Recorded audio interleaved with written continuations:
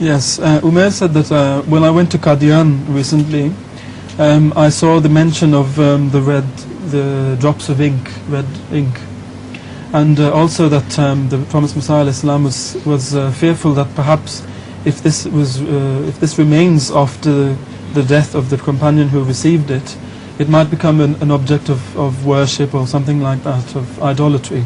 So he advised him or instructed him that he should bury it with himself. But on the other hand, what do you mean by with himself? I think it should be buried with him. No? Whom? With that person who had it, or something like this. Me Abdullah Sanori. Yes. That's right. Not with Al-Muslim. No, not with Al-Muslim. Yes. So the question is that he says, when I went to Lahore, on the other hand, I saw some relics of the Holy Prophet Muhammad sallallahu alaihi wasallam, some pieces of cloth that belonged to him or purported to belong to him, and that it seems that the Holy Prophet Muhammad sallallahu alaihi wasallam did not fear that these things, if they remain after me, they could become objects of worship in the same way. So why the difference between the two? You see, Hazrat Rasulullah sallallahu alaihi wasallam repeatedly warned his ummah that he should not be raised from the status of prophethood to that of God, and cursed those people who would do it. So he was fearful of this. There is a natural tendency among people to raise the status of a prophet to that of a God. So this is wrong to say that Rasulullah didn't fear such a happening.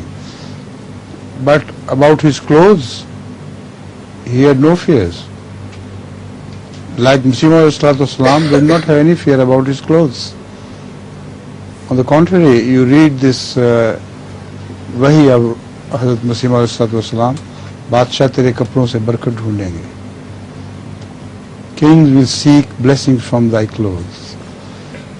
So the matter of clothes is an ordinary thing, but that ink which was spread not only on the clothes of Hazrat Masih Maud, but also on the turban of Mian Abdullah Sanori, while if you have seen that room, small room, you must have noticed that it's a plain polished wall or polished roof, and nothing was found over there after this happened.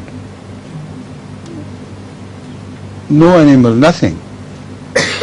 So the result was that this was a sort of simultaneous or instantaneous creation. This is something different from just being an ordinary cloth.